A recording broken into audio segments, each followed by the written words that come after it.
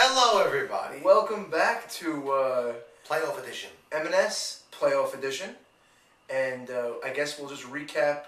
I'll recap the wild card game because that was the game that I was at, and Max will recap the series. The Hermanos versus Tigers. The Tigers that we forgot to mention in our show last time. That's right. So they're gonna get some love now. They did make the playoffs, and they're actually the 3 seed. So we'll talk about you guys in a moment. Let's jump to the wild card. Just before we start, Nemi Katz's team clawed themselves to get to this wild card game, and did a great job in doing that. We're not going to talk all about him beating Mo Haber's team. One of the main reasons why Nemi Katz actually is where he is right now, got to give all the credit to Mark Cohen. Wow, all the credit to Mark Cohen. All the credit to Mark Cohen, because they were really nowhere and they weren't going anywhere fast, and Mark Cohen came and he basically took that pitching situation where they didn't know who was going to throw the ball, whether it be Bawabe or Nemi himself, and Mark Cohen came in and he just decided to win games. So Mark Cohen, I give you a lot of props. As you can see on the highlights, he pitched very well all the games that he actually played. Newfound Mark Cohen. He found himself. Still gets into little trouble here and there with erratic control, which Samuel will get into. Well, I'll use that as a segue just before you even continue. Mark Cohen, you know what you're going to get out of him. Mark Cohen's a good pitcher, but when he loses control, and you can't get it back. So, I think an Oliver Perez type of thing, I would guess. Oliver Perez, where is he right now? Washing cars on 35? I think he was pitching for Kansas City. Yeah, between washing cars on 35. Maybe. Either way, so the series started, the one-game playoff, 1 9-inning game. It was really one of the most well-played, crisp games for the first 7 innings on. It was a 1-0 game, tied 1 up, 3-1, 3 up. Notable performers, I'll say Morris Casson came to play. After calling him out in my last show, Morris Casson went 4 for 4 and played a really good third base. Zach Ashkenazi, as usual, came to play. He's been phenomenal at shortstop all season long. And the guys at the end of the lineup, like Mike Solomon and Box, those guys decided to hit. But one of the main reasons why they lost was Sol Cohen went 0 for 5. I heard he had nice strikes. He struck the ball nicely. And you got to give credit to the outfield of the Jocks. Especially from what I hear, Mr. Sam Loudon. The Laundromax. The Laundromax, who's a rookie this year, in the Rookie of the Year candidates, and a strong Gold Glove candidate for right field. So, that being said, the main reason why... Sorry about that. Okay, so sorry for the technical difficulties. And so basically it was a really strong game, really well-pitched game both ends. Maxi Deed was humming from the beginning. Mark Cohen was matching him strike for strike. There were a few untimely errors by Nemi's team for the Jocks to score and vice versa for the other team as well. It was a 3-up ball game all said and done in the 7th inning. So you really can't get more than that. You can't ask for more than that in a 1 9-inning game, playoff game. Then it just all hit the fan, I guess. Well, no, before it hit the fan, the Mambas actually took the lead. Mambas took the lead. From what I saw in the highlights, Avi Dweck had a clutch 2-out line drive over the third base. Avi had a very big hit. Mike Solomon had a very nice line drive into the left center field gap. And all being said, they took a 2-run lead, actually. Yeah, 5-3. It was a 5-3 game, and then the bottom of the 8th, the bottom of the 8th happened, and that's 1/2 inning that Nemi Katz has been reliving and tossing and turning, and I heard about it. It was horrible. I must have heard about it from about 6 or 7 players on their team, calling just to go over it, just as therapy, maybe. There was a lot of second guessing going on. For example, they walked Jonathan Eliezer, who was already over 2 with 2 walks on the night. They intentional walked him to load the bases. They already gave up It was a tie game. It was already a tie game, but that was one of the second guesses that went on in that inning. And the next batter, DC, ended up walking to force in the lead run. That's where it comes down to. We love Mark Cohen. He's been pitching great this year, but he's still not at the spot where maybe, this is a discussion I had in the mound. Nemi was telling me that Avi Dweck, Soli Cohen, Zach Ashkenazi, and Morris Casson were all lobbying and saying, this guy, Jonathan Eliezer, last time they played, he had a 3-run home run. No, it was Grand Slam walk-off to win the game. Maybe it was in the top of the 7th, but it was basically the game closer. They said, let anybody else beat us but Jonathan Eliezer. The problem that they didn't have going in, thinking about it, those guys, was you don't want your own pitcher beating you.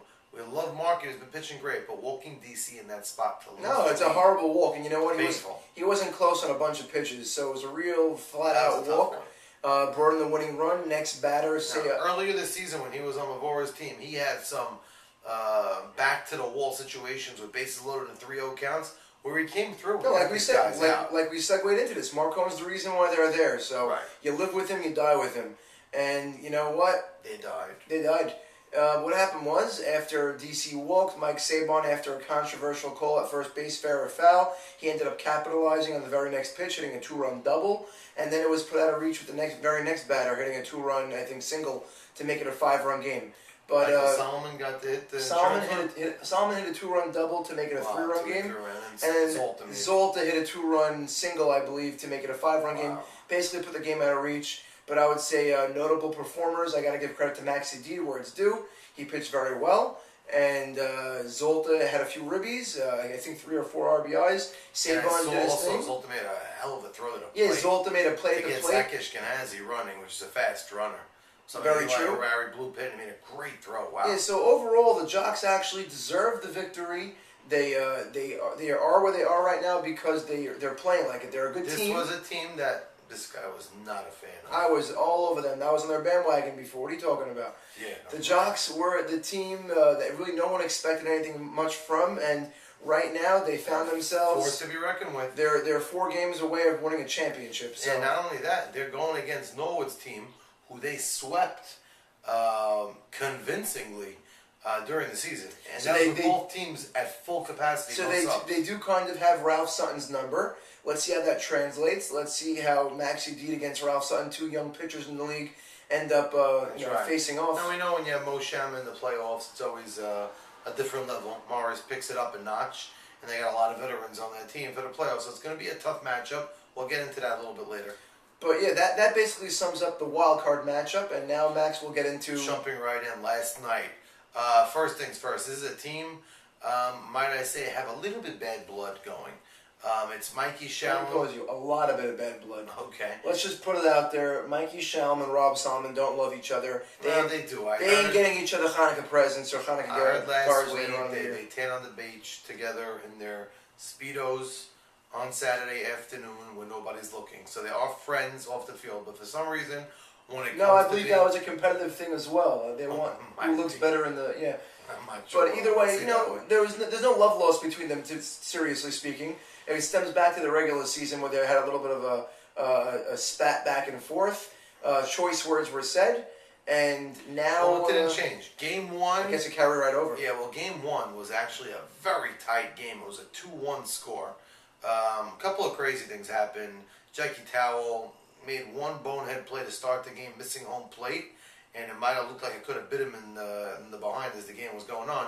But might I add, he had a great game. He went 3 for 4, ran the bases like an amazing runner, and played a tremendous center field. Oh, Threw a Jackie couple- Towell, you're always going to get that out of Jackie Towell in Yeah. center field. He played a great set. He threw a couple of guys out. Jack's a great and player.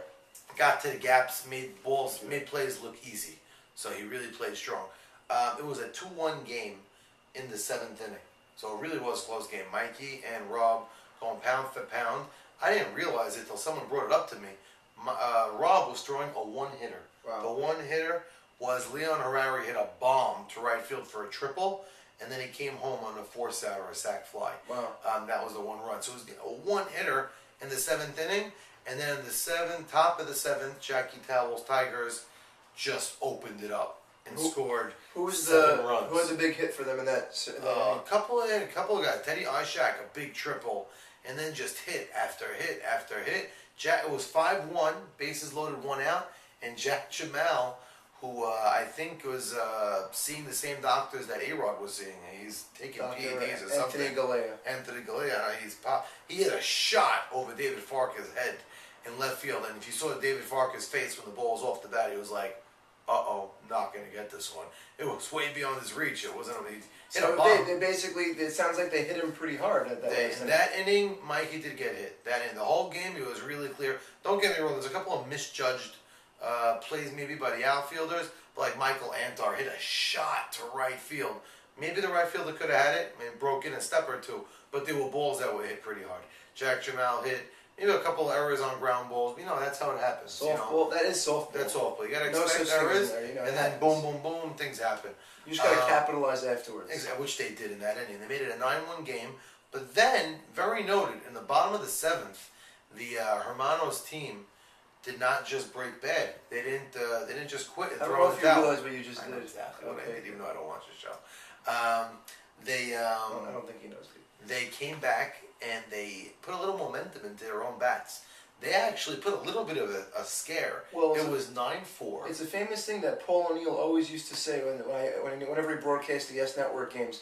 He goes, whenever the team going down by a lot scores a ton of runs going into a doubleheader, it always carries over to a certain extent. Well, it definitely helped. They put with 2 outs up, a lot of hits, and might I add, hard hit balls. Where maybe Rob let up a little bit because he realized once he gave up the one hitter and a one wanted runner, to save his arm for the next game. Yeah, save his arm for the next game. It could be, but there were a lot of hard hit balls. They made it 9-4. They actually had the bases loaded. The tying run was on deck. That's what I'm about to say. Tying run on deck circle. Yeah, it becomes a safe situation. Exactly. It becomes a little, and the guy on deck was Victor Shrem. He had some pop. He had some pop in his bat, and then at least at the top of the lineup. So softball, crazy things happen. There was a tournament just 2 weeks ago, 9-1 lead, and they blew the lead. That team didn't end up winning, but and a lot of the same players are on this Hermanos team. But at the end of the day, they did knock it down. I think it was a hard ground ball. David Simon made a very nice play and played a very good short center field, might I add. SimCity, the last few times I've watched him, has been playing a strong short center. He hasn't hit the ball. I don't think anyone. No, SimCity's not a great hitter. He's a great. He's not there, but he's playing a very good short center. Strong short center fielder. So that was game 1. They ended up winning 9-4. Game 2, Hermanos had the lead. I think the whole game. It might have been a little bit crawl back. It was 6-4, 6-5, and then Mikey really pitched a good second game. Held their team down.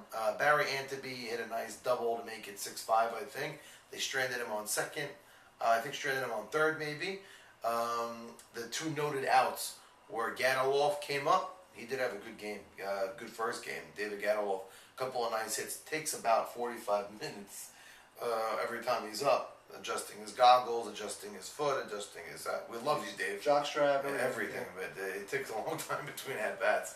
And that is also something that creates the bad blood with this team, the timeouts.